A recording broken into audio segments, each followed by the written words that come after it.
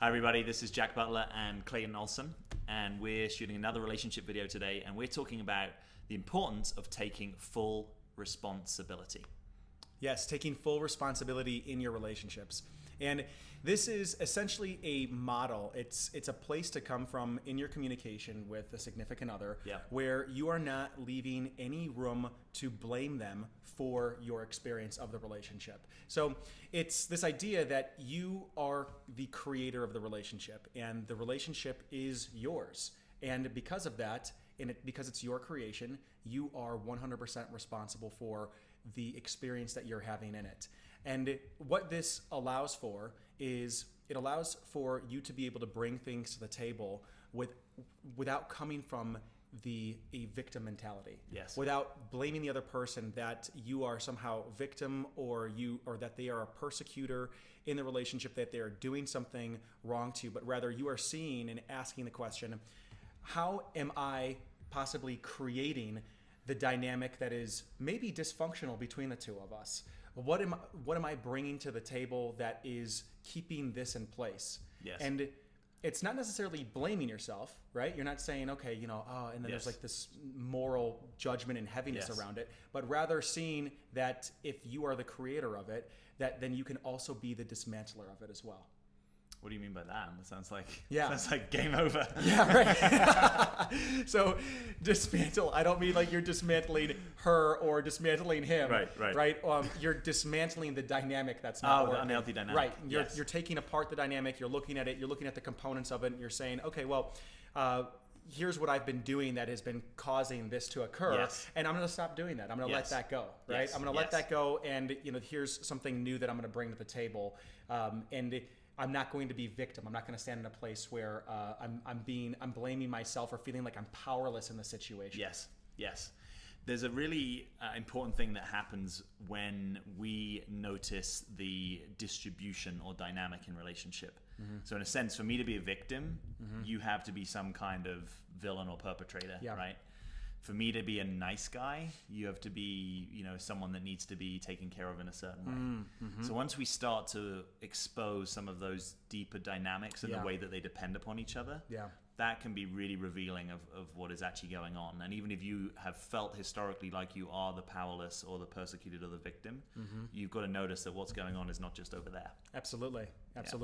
Yeah, and one of the ways that I've explained this to clients that I've worked with in the past is when a problem occurs in the relationship, and say the crap hits the fan, right? Yep.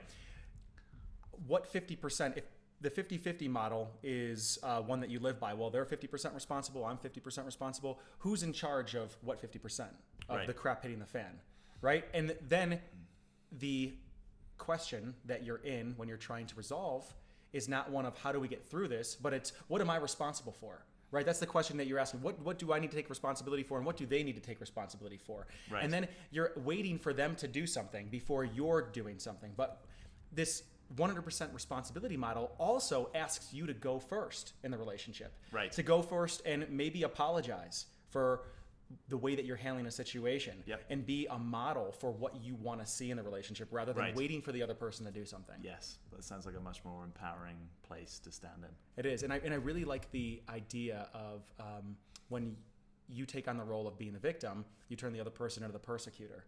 Right? And it's interesting thinking about those archetypes like that, because it's if you see yourself even as, say, a fixer, you might be looking for someone that is broken or needs fixing. Can I fix you? Yes, absolutely. And a lot of relationships, codependent relationships, are built on that kind of unspoken, unarticulated foundation. Yes. And I think we can be wildly generalizing and assume that all of us come out of childhood with some kind of dynamic, either that we're going to be too controlling, not controlling enough, we're going to be a little bit the victim, we're going to be a little bit the villain, and unpacking that is a juicy and super important part of our inner work, and it takes years, typically. Yes. So in consciousness.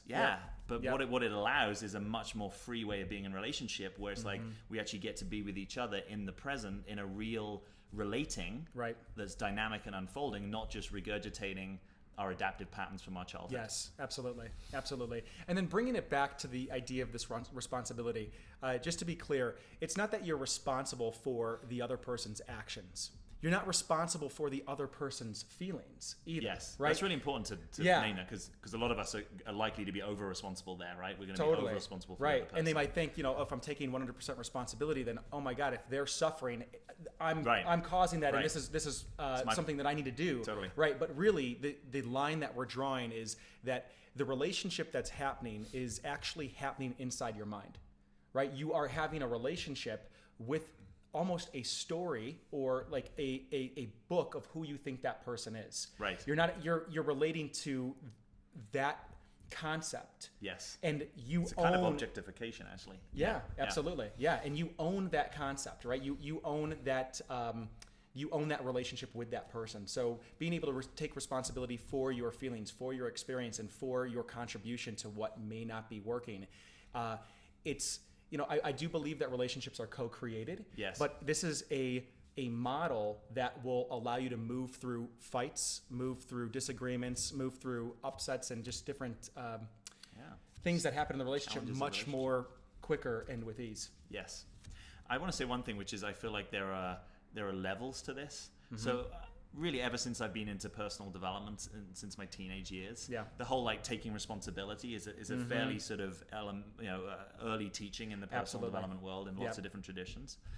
And so I sort of felt like I had that down, and in recent years I got to see this really fully owning my experience and getting that when you do a thing that I don't like and I get triggered, that isn't about you, that's about me, and I want to take responsibility for being with my experience, maybe understanding it. Where did that come from? What am I triggering from the past? Is this mom? Is this dad? Is this culture? Whatever. Yeah.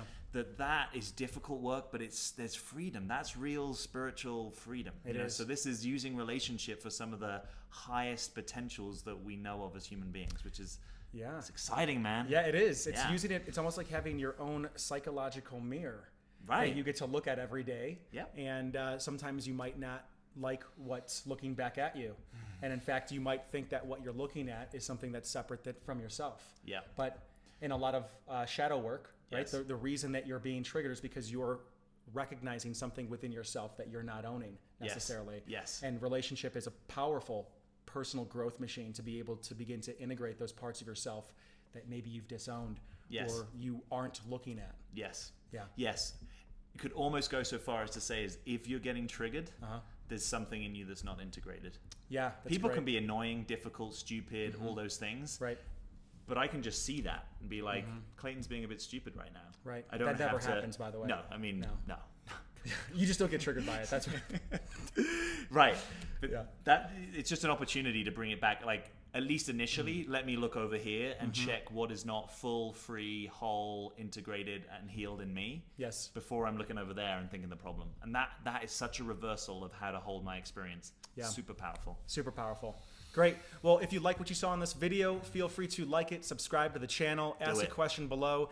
If you think this video is full of crap or you don't agree with this model, we're like it anyway, and we are completely open to hearing that as well. None of this is the truth. They're just opinions and ideas and concepts for living a better life and having more powerful relationships. So thanks for watching. Thank you.